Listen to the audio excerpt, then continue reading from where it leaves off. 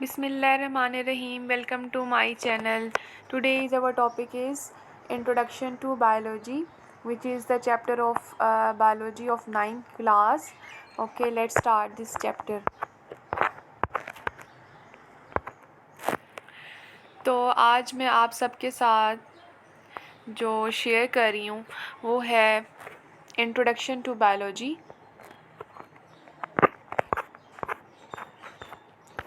Sorry, मैं check कर रही थी कि मेरी जो है वो रिकॉर्डिंग हो रही है कि नहीं हो रही।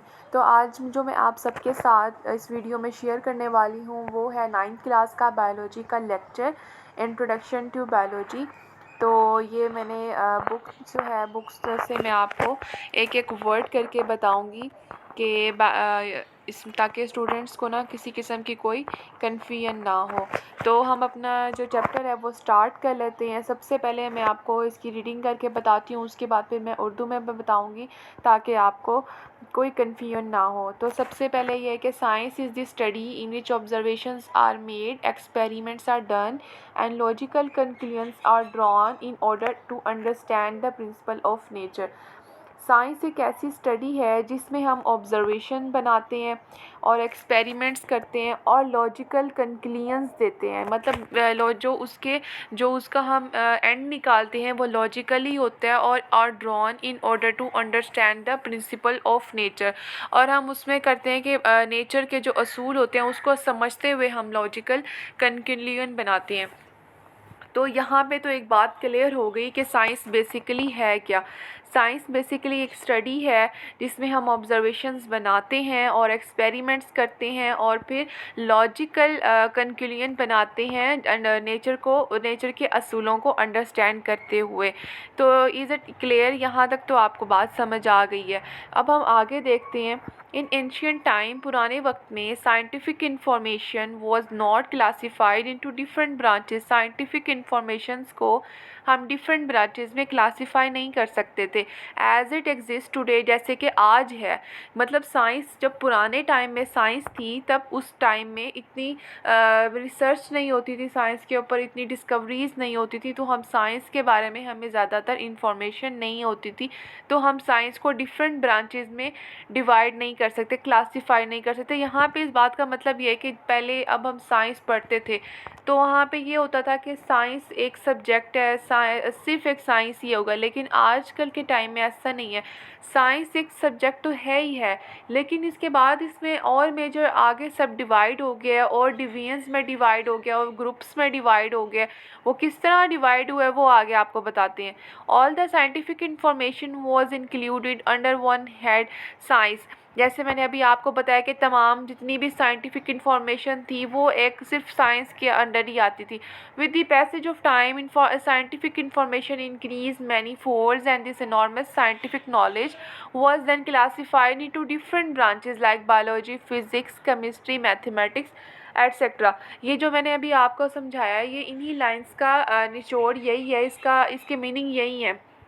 जैसे मैंने बताया कि जो साइंस थी, साइंस पुराने टाइम में साइंस को जो है ना इतना क्लासीफाई नहीं किया गया था। साइंस को सिर्फ एक मेजर सब्जेक्ट ही समझा जाता था। लेकिन जैसे टाइम गुजरता गया साइंस को मज़ीद उसकी ब्रांचेस में डिवाइड किया, जैसे कि biology, physics, chemistry and mathematics. Scientific knowledge is the common heritage of Mankind. ये डॉक्टर अब्दुल सलमान ने ये बात कही है। अब हम बात कर लेते हैं introduction to biology. Biology is the scientific study of life. सब बायोलॉजी ये साइंटिफिक स्टडी लाइफ की साइंटिफिक स्टडी है। The word biology has been derived from two Greek words. Biology derive हुई है टू ग्रीक वर्ड्स, टू यूनानी word से। Bios meaning life, bios के meaning है life, and logos means the study, हम इसको कह सकते हैं ये थॉट और रीजनिंग। ये टू इसके वर्ड्स हैं। टू बायोलॉजी कम्बिनेशन है टू वर्ड्स का, बायोस एंड लोगोस। बायोस जैसे मैंने बताया कि लाइफ के बारे में, और logos meaning study or reasoning. मतलब जब हम लाइफ को स्टडी करते हैं, हम बायोलॉजी मतलब में लाइफ को जब हम स्टडी करेंगे तो हम उसको कहेंगे biology. Biology is scientific study of life की साइंटिफिक स्टडी है।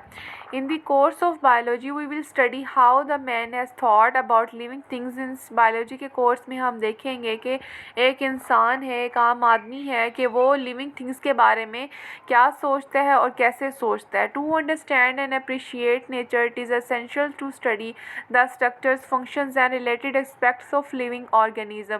नेचर को स्टडी करने के लिए और उसके लिए ज़रूरी ये है कि हम उसके स्ट्रक्चर्स को जानें, उसके फंक्शंस को जानें, और जो उससे लिविंग ऑर्गेनिज्म से रिलेटेड एस्पेक्ट्स हैं हमें उसके बारे में स्टडी करना ज़रूरी है। The study of living organism also provide information and remedies to human problems regarding health, food and environment etcetera. तो लिविंग ऑर्गेनिज्म की स्टडी जो है वो हमें प्रोवाइड करती है इंफॉर्मेशन, और ये भी कि जितनी भी मेडिसिन्स अब बन रही हैं, जो भी रेमेडीज़ हैं जो भी रेमेडीज़ हैं वो सब ह्यूमन प्रॉब्लम जो भी रिगार्डिंग हेल्थ, फूड, इन्वायरमेंट, ये सब हमें बायोलॉजी को स्टडी करने के बाद में पता चला। तो ये थी इसकी छोटा सा इसको इंट्रोडक्शन टू बायोलॉजी के क्या इंट्रोडक्शन है वो मैंने बता दिया। और उसके बाद में बताया कि हमें नेचर को स्टडी करने के लिए हमें जो है वो उसके फंक्शंस जानना ज़रूरी हैं, और उसके बाद क्या क्या उसकी वो हेल्पफुल है इन ह्यूमन प्रॉब्लम्स के लिए। तो ये हम आगे देख लेते हैं इंट्रोडक्शन टू बायोलॉजी। अब इसकी divisions and branches of biology, यहाँ पे हमें उसके डिवीजन्स और बायोलॉजी की जो ब्रांचेस हैं हम उसके बारे में स्टडी करेंगे। There are 3 major divisions of biology. Biology की 3 मेजर डिवीजन्स हैं which study the different aspects of the lifes of the major group of organism, जिसमें हम स्टडी करते हैं ऑर्गेनिजम्स के डिफरेंट एस्पेक्ट्स को।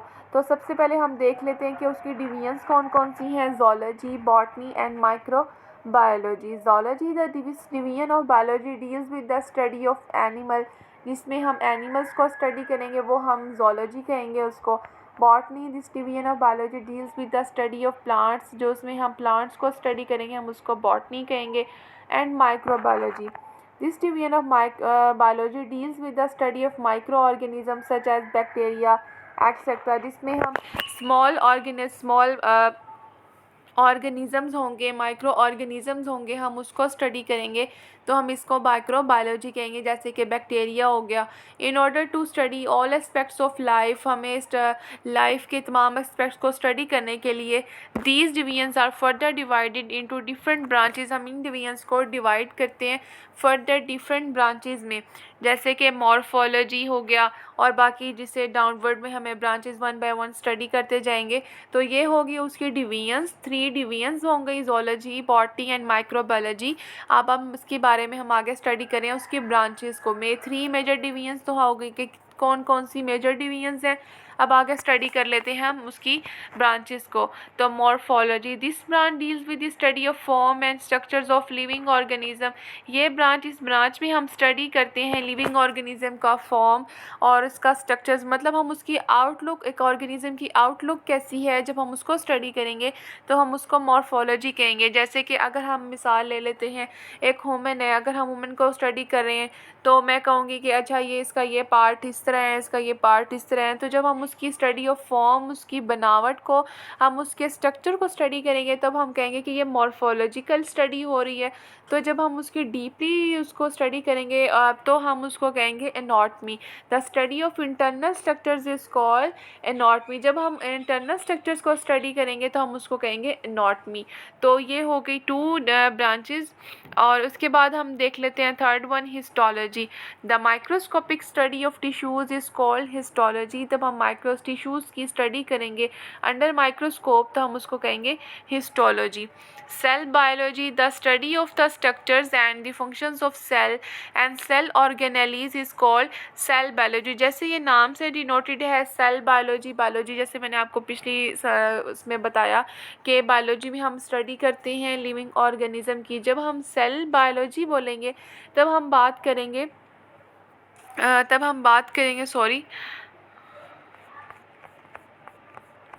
जब हम सेल बायोलॉजी के बारे में बात करेंगे तो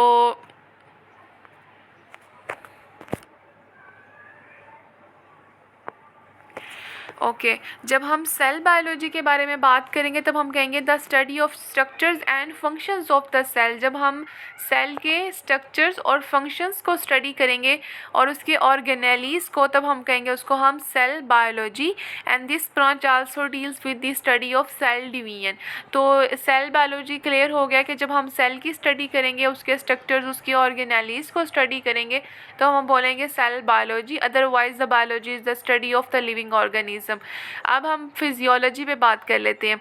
फिजियोलॉजी जैसे कि नाम से डिनोटेड है कि हम उसके के फिजियोलॉजी से हम बात करते हैं study of functions of different parts of living organism के। जब लिविंग ऑर्गेनिज्म के हम फंक्शंस पे बात करते हैं तब हम उसको फिजियोलॉजी कहते हैं। फिजियोलॉजी में मतलब जैसे कि अगर हम एक बात कर लेते हैं मिसाल के तौर पर उसके लिविंग ऑर्गेनिज्म के, जैसे हम आइज़ के ऊपर बात करें तो आइज़ का फंक्शंस क्या होगा कि वो सेइंग में या इस तरह का हम जब बात करेंगे तो वो हमें फिजियोलॉजी में, जब branch study of functions of different parts of living organism के, हम पार्ट्स को तो हम स्टडी कर लिया लेकिन जो वो क्या क्या फंक्शन परफॉर्म करते हैं उसको हम बात करेंगे तो उस पर हम कहेंगे कि ये फिजियोलॉजी है। ठीक है, अब हम नेक्स्ट बात कर लेते हैं genetics. Genetics, the study of genes and their roles in inheritance is called genetics।